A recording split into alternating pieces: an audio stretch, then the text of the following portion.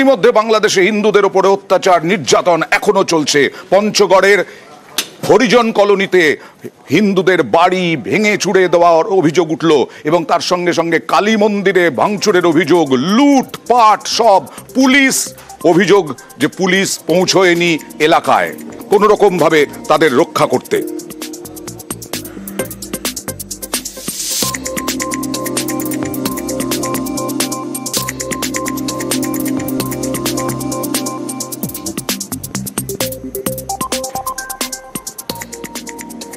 শনিবারই দেখিয়েছিলাম পশ্চিম মেদিনীপুরের দাসপুরে সার্ভে টিমে ছিলেন এক স্ত্রী, তার স্বামীকে ঘর পাইয়ে দিয়েছিলেন কিভাবে, আপনাদের বিস্তারিত আরো একবার দেখাবো। এবং তারপরে নিউজ 18 বাংলার খবরের জেরে আজকে টাকা ফেরত দিলেন।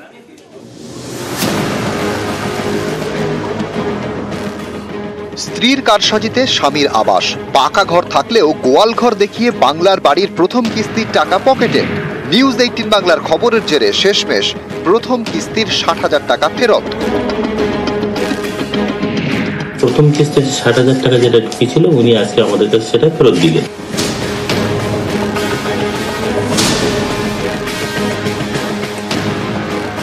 এই দেখুন, একতলা পাকা বাড়ি। পশ্চিম মেদিনীপুরের দাসপুরের ডিহিচেতুয়া গ্রামে এ বাড়ির বাসিন্দা বামাপদ চাকি।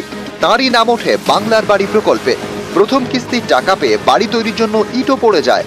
কিন্তু কিভাবে নাম উঠল বাংলার বাড়ি প্রকল্পে? বামাপদের স্ত্রী রিঙ্কু, তিনি আশা কর্মী।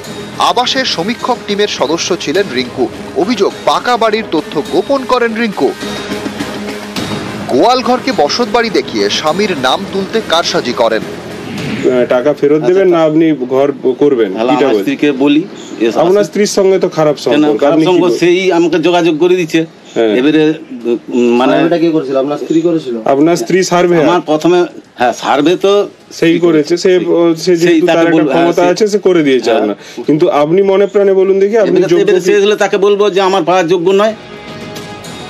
শনিবার এ খবর দেখানো হয় নিউজ 18 বাংলায়। খবর দেখানোর পরই তৎপর হয় প্রশাসন। ডেকে পাঠানো হয় রিঙ্কু চাকিকে। বাংলার বাড়ির প্রকল্পের প্রথম কিস্তির টাকা ফেরত দেওয়ার নির্দেশ দেওয়া হয়। সেই মতো প্রথম কিস্তির 60,000 টাকা ফেরত দিলেন রিঙ্কু।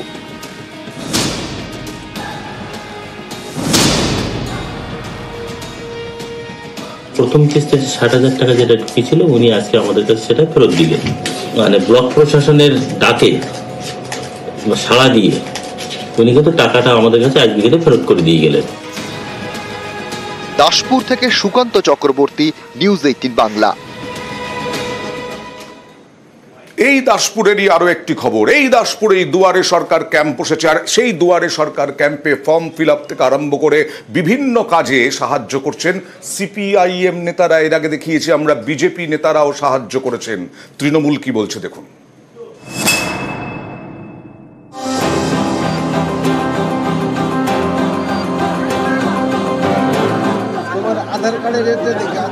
স্কুলে দুয়ারে সরকারের ক্যাম্প, সেখানেই ক্যাম্প খুলেছে সিপিআইএম। দুয়ারে সরকারের ক্যাম্পে যারা আসছেন তাদের সাহায্য করতে। এ ছবি পশ্চিম মেদিনীপুরের দাসপুরে। সোমবার এখানকার পার্বতীপুর হাই স্কুলে দুয়ারে সরকারের ক্যাম্প বসে। সেখানেই সাধারণ মানুষকে সাহায্য করতে হাজির সিপিআইএম এর স্থানীয় নেতাকর্মীরা। গত 24শে জানুয়ারি থেকে চলছে দুয়ারে সরকার। নবম পর্যায়ের এই দুয়ারে সরকারে মিলছে 37 ধরনের পরিষেবা। দাসপুরের পার্বতীপুর হাই স্কুলে এই দুয়ারে সরকারের ক্যাম্পেই হাজির সিপিআইএম।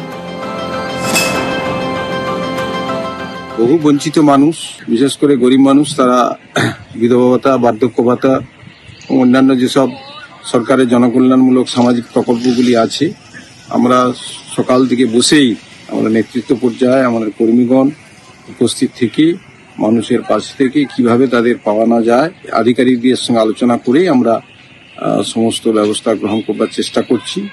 যাদের অসুবিধা আছে তাদের দেখভাল করার চেষ্টা করছি। আজকে দুয়ারে সরকারে আমরা সবাই ছিলাম। এটাই মুখ্যমন্ত্রীর বৈশিষ্ট্য, ধর্ম নির্বিশেষে সবার কাছে তিনি পৌঁছে গেছেন, সবার কাছে আবেদন করেছেন, সবাই এখানে অংশগ্রহণ করছে। এখানে তৃণমূল কংগ্রেস সরকারের ক্ষমতায় আছে, শুধুমাত্র তৃণমূল কংগ্রেসের লোকরাই এই পরিষেবা দেবে তা নয়, এখানে সমস্ত দলের মানুষ পরিষেবা নেওয়ার জন্য এখানে আসছে। এটাই আমাদের মুখ্যমন্ত্রী মমতা বন্দ্যোপাধ্যায় অনন্য প্রয়াস। রাজ্য সরকারের উদ্যোগে দুয়ারে সরকার, বাড়ির কাছে ক্যাম্প, তাতে হাজির সরকারি আধিকারিকরা। দুয়ারে সরকার ক্যাম্পে বিভিন্ন প্রকল্পের আবেদন জানানো যায়, মেলে নানা পরিষেবা। পশ্চিম মেদিনীপুরে সেই দুয়ারে সরকার ক্যাম্পেই হাজির সিপিআইএম। পশ্চিম মেদিনীপুরের দাসপুর থেকে সুকান্ত চক্রবর্তী, নিউজ 18 বাংলা।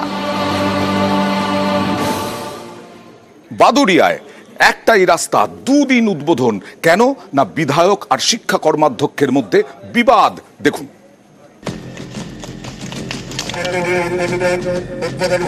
দুদিনে দুবার উদ্বোধন রাস্তার, দুই নেতার হাতে দুবার উদ্বোধন। এ নিয়েই উত্তর 24 পরগনার বাদুড়িয়ায় জোর শোরগোল।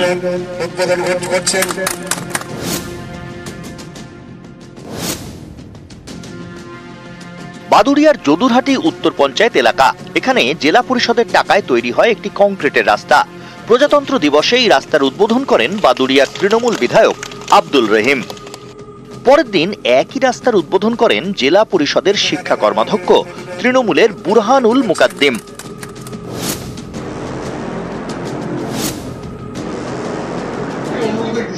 অভিযোগ, বিধায়ক জেলা পরিষদের শিক্ষা কর্মাধ্যক্ষের বিবাদ দীর্ঘদিনের, তার জেরেই দুদিনে দুবার উদ্বোধন রাস্তার।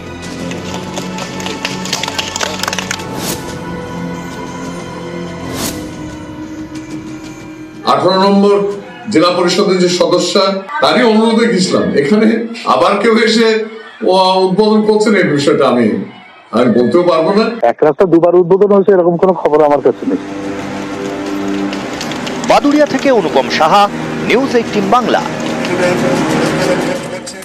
আর 48তম কলকাতা বইমেলার উদ্বোধন করলেন মুখ্যমন্ত্রী মমতা বন্দ্যোপাধ্যায়। আজ বিকেল 4টের সময় 48তম কলকাতা বইমেলার উদ্বোধন মুখ্যমন্ত্রী মমতা বন্দ্যোপাধ্যায়ের হাত দিয়ে। এই বইমেলায় এবার থিম জার্মানি। আজকে এই বইমেলায় সূচনায় জার্মান রাষ্ট্রদূত সলিল চৌধুরী, ঋত্বিক ঘটকের নামে প্রধান গেট হয়েছে। 1000 স্টল থাকছে। তবে এই বাংলাদেশ পরিস্থিতির জন্য এবার বাংলাদেশ নেই এবারের বইমেলায়। করুণাময়ীর কাছেই, করুণাময়ীতেই বইমেলা প্রাঙ্গণ। সেই করুণাময়ী বইমেলা প্রাঙ্গণে অন্যান্য দিনের মতোই বইমেলা, অন্যান্য বছরের মতোই বইমেলা শুরু হলো।